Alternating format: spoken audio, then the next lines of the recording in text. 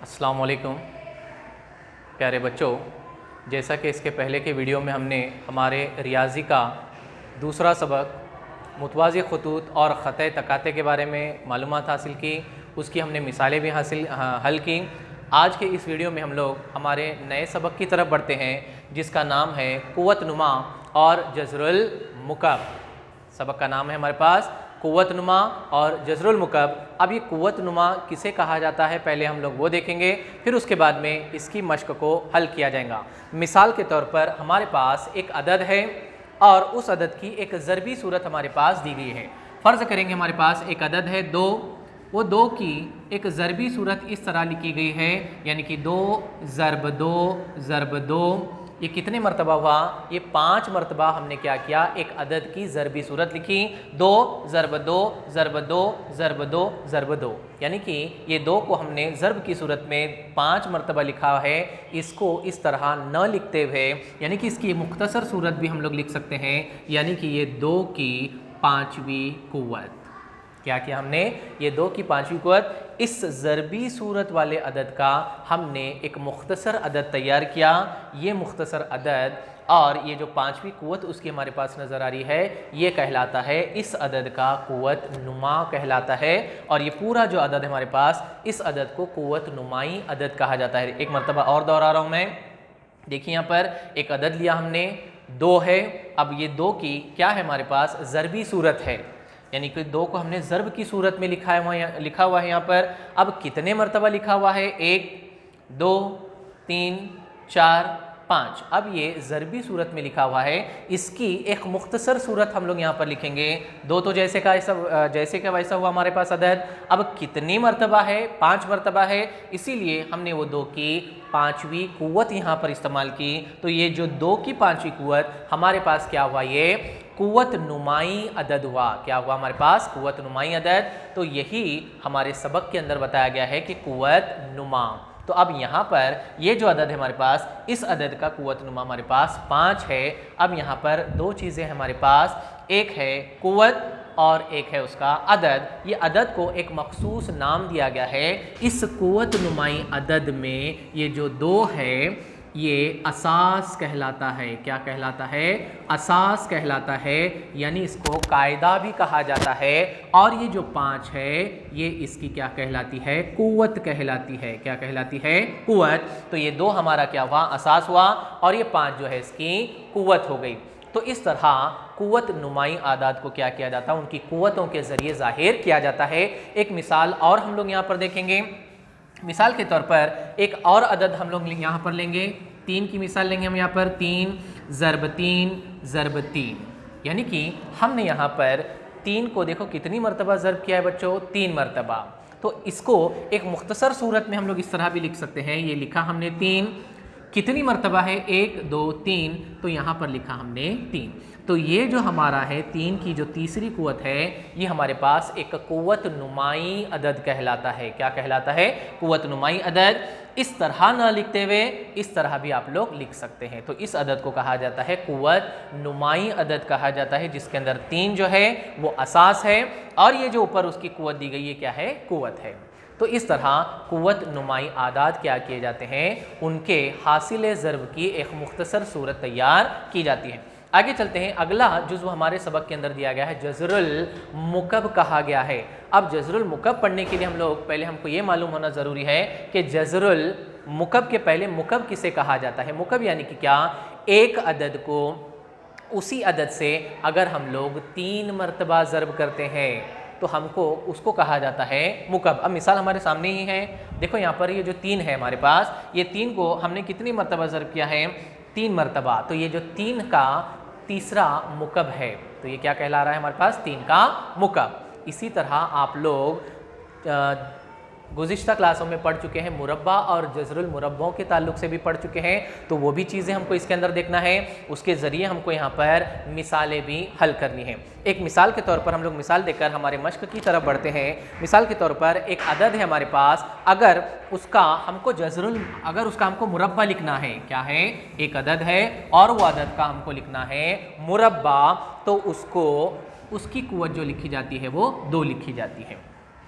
क्या करना है हमें, एक अदद का अगर हमको मुरब्बा लिखना है तो उसकी कुव्वत कितनी लिखी जाती है, 2 लिखी जाती है।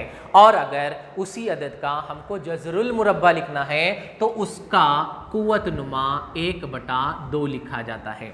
क्या बता रहा हूं मैं, अगर किसी अदद का मुरब्बा हमको लिखना है तो हमको उसकी कुव्वत 2 लिखी जाती है, और अगर उसी अदद का जज़रुल मुरब्बा अगर हमको लिखना है तो उसकी कुव्वत 1/2 लिखी जाती है। मिसाल के तौर पर अगर समझो, फर्ज करो ये 4 है हमारे पास, हमको क्या लिखना है, ये 4 का मुरब्बा लिखना है, तो क्या करेंगे हम लोग, ये 4 की दूसरी कुव्वत, क्या लगा रहे हैं हम लोग यहाँ पर, 4 की दूसरी कुव्वत, ये एक अदद हमारे पास तैयार हुआ, कुव्वत नुमाई अदद। अब इसी 4 का हमको क्या लिखना है, जज़रुल मुरब्बा लिखना है। क्या लिखना है, जज़रुल मुरब्बा, यानी कि ये तैयार हुआ हमारे पास 4, उसकी कुव्वत आई हमारे पास 1/2, यानी कि यहाँ पर ये 4 का मुरब्बा हुआ, और ये क्या है, 4 का जज़रुल मुरब्बा। क्या है ये, 4 का मुरब्बा और ये 4 का जज़रुल मुरब्बा। तो ये मुरब्बे और जज़रुल मुरब्बे आप लोग पढ़ चुके हैं। तो इसी तरह अगर कोई अदद का हमको मुकब लिखना है, मिसाल के तौर पर 4 की ही मिसाल लेंगे हम लोग, अगर किसी अदद का मुकब लिखना है हमको तो हम लोग लिखेंगे यहाँ पर 4 की तीसरी कुव्वत, यानी कि ये 4 का मुकब हुआ। अब इसी का हमको जज़रुल मुकब लिखना है तो हम लोग यहाँ पर लिखेंगे 4 की 1/3 कुव्वत। याद क्या रखना है आपको, मुरब्बे होंगे तो 2 कुव्वत लिखेंगे, जज़रुल मुरब्बे होंगे तो 1/2 लिखेंगे, मुकब होगा तो 3 कुव्वत लिखेंगे, जज़रुल मुकब होगा तो 1/3 लिखेंगे। इसी तरह और भी मिसालें हैं, किसी अदद की 5वीं कुव्वत होगी, या तो फिर किसी अदद का 5वां जज़र होगा, किसी अदद की 6ठी कुव्वत होगी, या किसी अदद का 6ठा जज़र होगा, तो उसको भी हमको इस सूरतों के अंदर लिखने आना ज़रूरी है। तो उसको कहा जाता है कुव्वत नुमा कहा जाता है। ये जो अदद हमारे पास तैयार हुए हुए हैं ये है हमारे पास कुव्वत नुमाई आदाद कहलाते हैं, याद रखेंगे। इसके अलावा एक और भी चीज़ हमारे पास अलामतों के ज़रिए भी हम लोग मुरब्बों को और जज़रुल मुरब्बों को लिखते हैं। वो अलामत हमारे पास जज़र की अलामत है। क्या अलामत है, ये इस तरह से जज़र की अलामत आप लोग 7वीं जमात में ये जज़र की अलामतों को पढ़ चुके होंगे। अगर किसी अदद का मुरब्बा हमको लिखना है तो उस अदद को हम क्या करते हैं, इस जज़र के अंदर लिखते हैं। अगर इसका मुकब लिखना है तो यहाँ पर एक कुव्वत लिखना होगा हमें, तीसरी कुव्वत, अगर चौथा जज़र लिखना है तो चौथी कुव्वत, 5वां लिखना है तो 5वीं कुव्वत। तो ये जो अलामत हम लोग इस्तेमाल कर रहे हैं ये जज़र की अलामत है। किसकी अलामत कहलाती है, ये जज़र की अलामत। चलते हम लोग अभी इस कुव्वत नुमा और जज़रुल मुकब के सबक को आगे की तरफ हम लोग बढ़ाते हैं और हम लोग हमारी मश्क नंबर 3.1 को हल करेंगे। यहाँ पर तो हमारे पास बच्चों पहला सवाल दिया गया है सबक के अंदर, कुव्वत नुमा का इस्तेमाल करके ज़ील के अदद लिखिए। सवाल को मैं एक मरतबा दोहरा रहा हूँ, कुव्वत नुमा का इस्तेमाल करके ज़ील के अदद लिखिए। अब पहला उसमें सवाल है हमारे पास 13 का 5वां जज़र। क्या बताया गया है, 13 का 5वां जज़र। अगर सिर्फ यहाँ पर ऐसा होता था कि 13 की 5वीं कुव्वत लिखिए तो हम लोग यहाँ पर इस तरह से लिखते थे, ये 13 की 5वीं कुव्वत। लेकिन यहाँ पर ऐसा नहीं कहा गया है। यहाँ पर क्या कहा गया है, 13 का 5वां जज़र है। तो जवाब हमारा कैसा आएगा बच्चों, यहाँ पर ये तो हुआ हमारा 13, 5वां जज़र लिखना है हमें, तो हम लोग लिखें यहाँ पर 1/5। अगर सिर्फ कुव्वत कहा जाता तो हम लोग 13 की 5वीं कुव्वत लिखते थे। लेकिन यहाँ पर क्या बोला गया है सवाल के अंदर, 5वां जज़र कहा गया है, तो इसके लिए इसको हम लोग ने बटे की सूरत में लिखे 13 1/5। तो ये 1/5 है ये उसका